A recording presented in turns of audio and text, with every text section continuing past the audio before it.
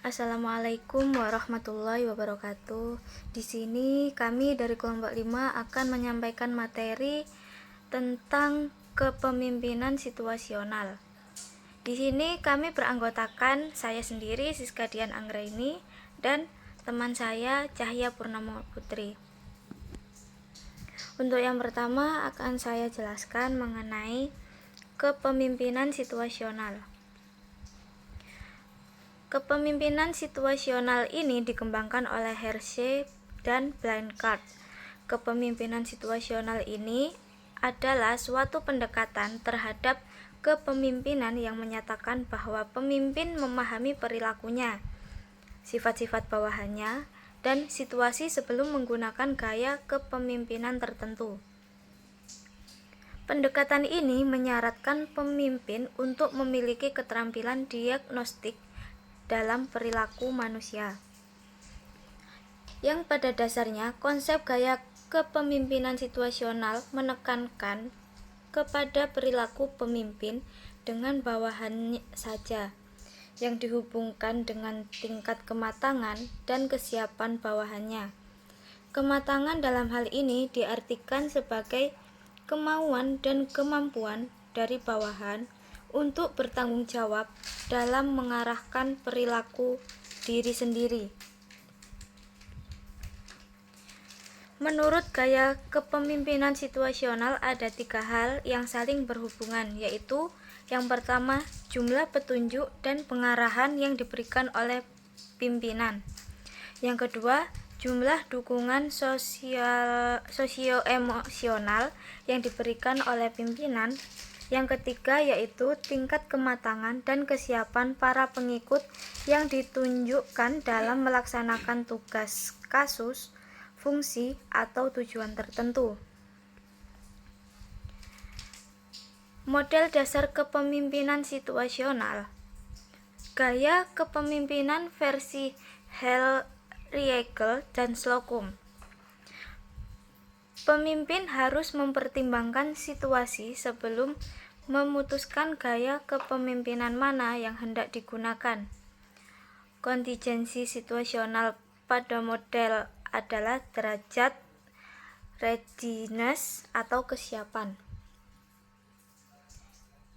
Menurut model ini, pemimpin harus mempertimbangkan situasi sebelum memutuskan gaya kepemimpinan mana yang hendak digunakan.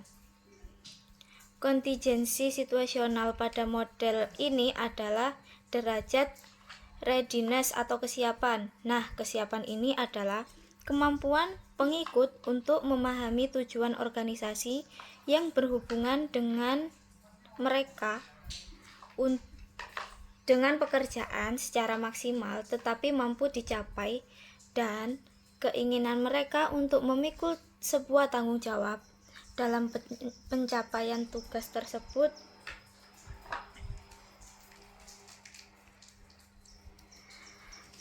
Kesiapan juga bergantung pada beberapa pengalaman. Nah, kesiapan ini dibagi menjadi 4. Yang pertama, gaya telling atau pemberitahu. Gaya pemberitahu adalah gaya pemimpin yang selalu memberikan instruksi yang jelas, arahan yang rinci, serta mengawasi pekerjaan dari jarak dekat. Untuk memastikan pekerja yang baru agar bisa menghasilkan kinerja yang maksimal dan akan menyediakan fungsi solid bagi kepuasan dan kesuksesan mereka di masa datang. Yang kedua, gaya selling atau penjualan. Gaya penjual adalah gaya pemimpin yang menyediakan pengarahan, mengupayakan komunikasi 2 arah, dan membantu membangun motivasi dan rasa percaya diri pada pekerja. Kesiapan pengikut dalam melakukan pekerjaan akan meningkat, sehingga pemimpin perlu terus menyediakan sikap membimbing akibat pekerja belum siap mengambil tanggung jawab penuh atas pekerjaan tersebut. Yang ketiga ada gaya participating atau partisipatif. Gaya ini yaitu gaya pemimpin yang mendorong pekerja untuk saling berbagi gagasan dan sekaligus memfasilitasi pekerjaan bawahan dengan semangat yang mereka tunjukkan. Gaya ini muncul tatkala pengikut merasa percaya diri dalam melakukan pekerjaannya, sehingga pemimpin tidak lagi terlalu bersikap sebagai pengarah. Pemimpin tetap bisa memelihara komunikasi terbuka, tetapi kini melakukannya dengan cenderung untuk lebih menjadi pendengar yang baik. Untuk yang keempat, gaya delegating atau pendelegasi.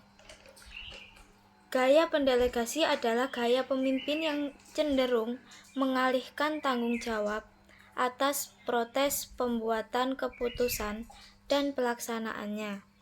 Gaya ini muncul tatkala pekerja ada pada tingkat kesiapan tertinggi sehubungan dengan pekerjaannya.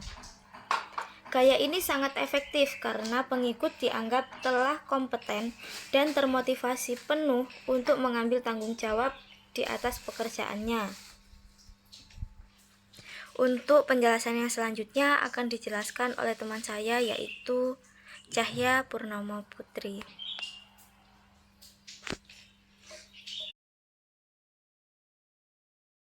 Baik, saya di sini akan menjelaskan tentang dasar modal kepemimpinan situasional. Dasar modal kepemimpinan situasional dibagi menjadi 3. Yang pertama, kadar bimbingan dan pengarahan yang diberikan oleh pemimpin atau perilaku tugas. Yang kedua, kadar dukungan sosio-emosional yang disediakan oleh pemimpin atau perilaku hubungan. Yang ketiga, tingkat kesiapan atau kematangan yang diperlihatkan oleh anggota dalam melaksanakan tugas dan fungsi mereka dalam mencapai tujuan tertentu. Selanjutnya, penerapan modal kepemimpinan situasional. Pada konsep ini menjelaskan tentang hubungan antara perilaku kepemimpinan yang efektif dengan tingkat kematangan anggota kelompok atau pengikutnya. Teori ini menekankan hubungan pemimpin dengan anggota hingga tercipta kepemimpinan yang efektif. Selanjutnya, determinan situasi terhadap mikro dan makro. Yang pertama, tingkatan mikro, yaitu pemimpin menekankan aspek khusus situasi terbatas seperti tugas-tugas atau individu. Yang kedua, tingkatan makro, pemimpin lebih berfokus pada keseluruhan organisasi, melampaui individu dan tugas-tugas. Selanjutnya, mengidentifikasi lingkungan organisasi. Analisis lingkungan merupakan proses dari monitoring lingkungan organisasi yang mengidentifikasi ancaman dan kesempatan di mana yang akan datang yang akan mempengaruhi kemampuan organisasi dalam mencapai tujuannya. Baik, sekian presentasi dari kelompok kami. Wassalamualaikum warahmatullahi wabarakatuh.